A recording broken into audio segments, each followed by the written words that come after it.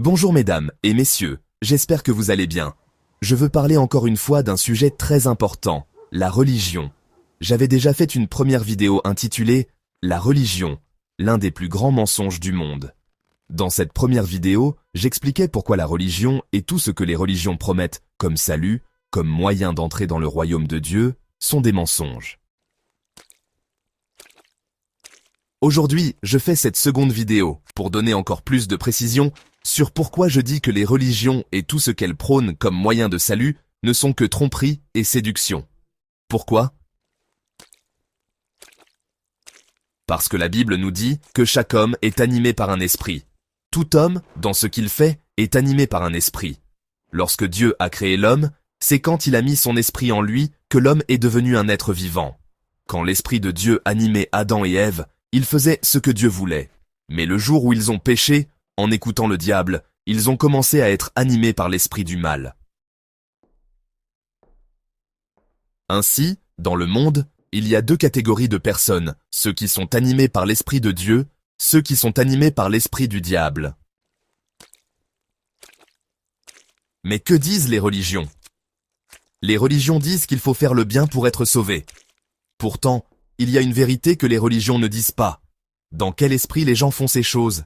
Même si tu es la personne la plus religieuse du monde, si tu fais l'aumône, si tu aides les pauvres, si tu fais beaucoup d'œuvres, mais que tu ne le fais pas dans l'esprit du Christ, alors devant Dieu cela n'a aucune valeur.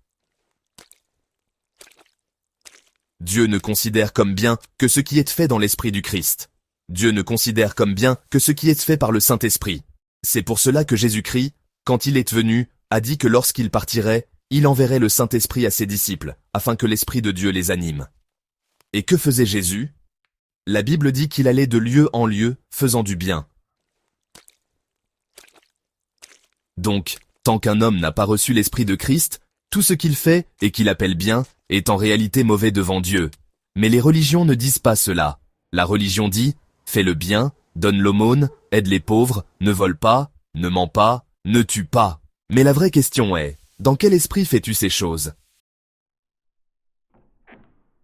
Si tu le fais dans l'esprit de la religion, dans l'esprit du monde, dans l'esprit de l'homme, ce n'est pas agréable à Dieu.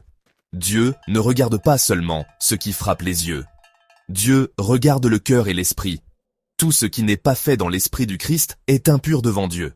Ce sont ce que la Bible appelle des œuvres mortes. Ces œuvres n'ont aucune vie et aucune valeur devant Dieu.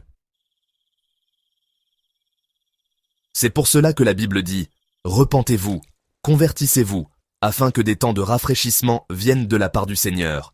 Lorsque quelqu'un se repent et croit en Jésus-Christ, Dieu lui donne le Saint-Esprit.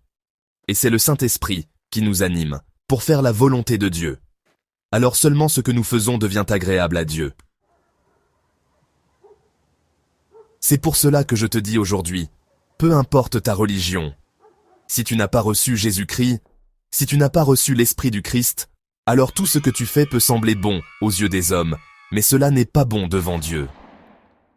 C'est pour cela que je vous exhorte, mes frères et sœurs, renoncez à la religion. Tournez-vous vers Jésus-Christ, croyez en lui, recevez son esprit. Et alors, animés par l'Esprit du Christ, vous pourrez faire ce qui est réellement agréable à Dieu. Que Dieu le Père de notre Seigneur Jésus-Christ vous soit favorable.